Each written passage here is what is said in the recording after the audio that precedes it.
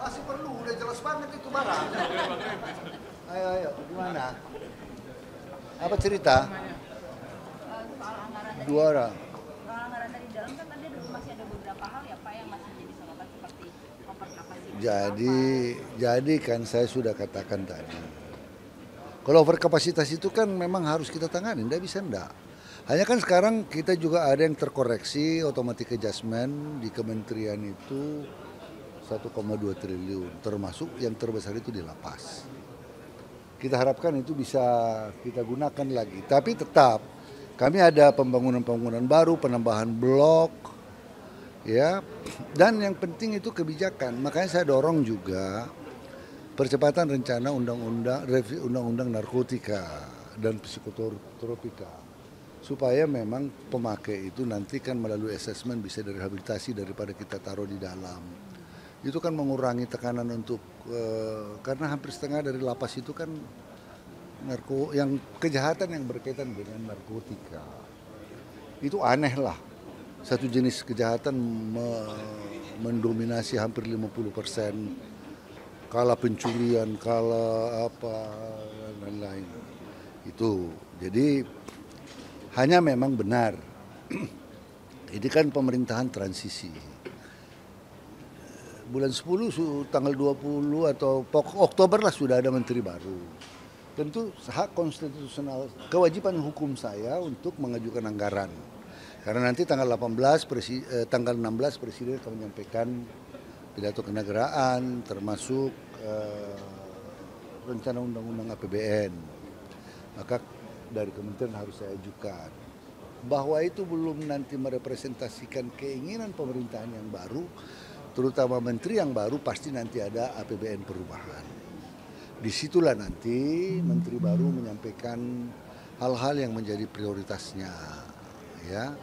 Tapi pastilah dalam hal dana dan anggaran-anggaran rutin tidak ada berubah itu.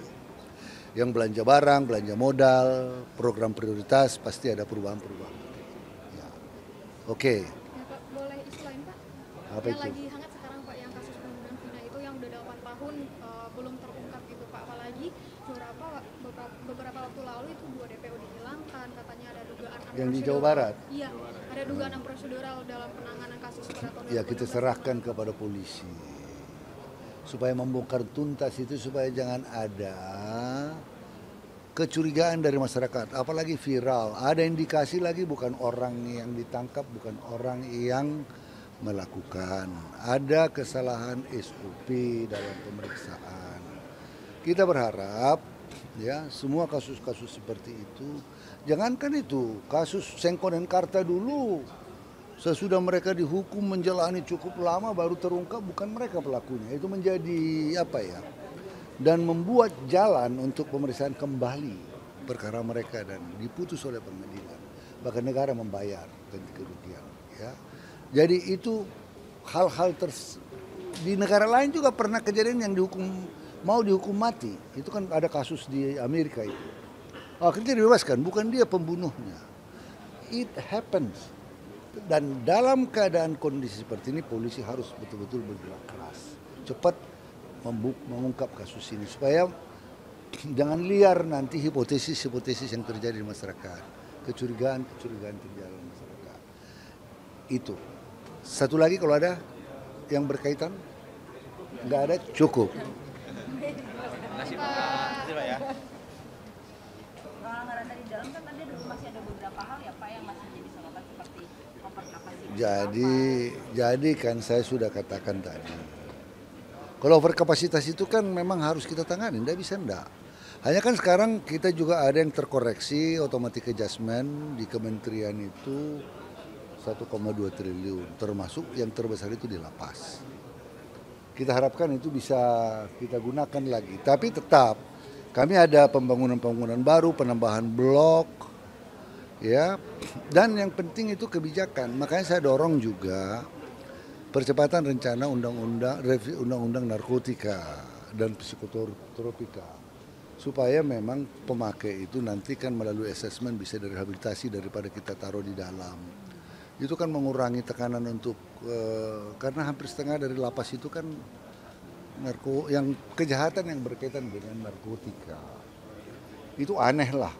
Satu jenis kejahatan mendominasi hampir 50%, kala pencurian, kala apa dan lain. Itu jadi hanya memang benar. Ini kan pemerintahan transisi. Bulan 10 tanggal 20 atau Oktober lah sudah ada menteri baru. Tentu hak konstitusional, kewajiban hukum saya untuk mengajukan anggaran. Karena nanti tanggal 16 Presiden akan menyampaikan pidato kenegaraan termasuk rencana undang-undang APBN. Maka dari kementerian harus saya ajukan.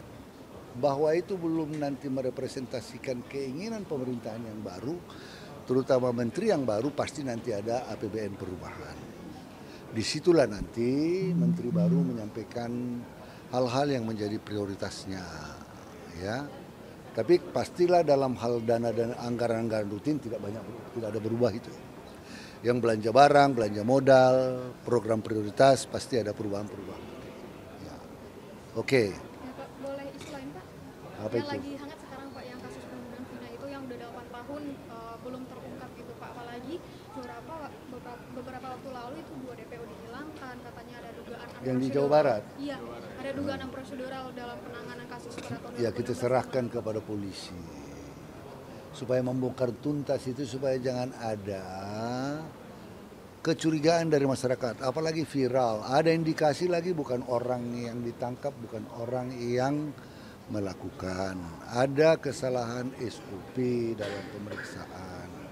Kita berharap ya semua kasus-kasus seperti itu, jangankan itu, kasus Sengkon dan Karta dulu, sesudah mereka dihukum menjalani cukup lama baru terungkap bukan mereka pelakunya. Itu menjadi apa ya, dan membuat jalan untuk pemeriksaan kembali perkara mereka dan diputus oleh pengadilan. Bahkan negara membayar ganti kerugian. Ya. Jadi itu hal-hal di negara lain juga pernah kejadian yang mau dihukum mati. Itu kan ada kasus di Amerika itu. Akhirnya dibebaskan, bukan dia pembunuhnya.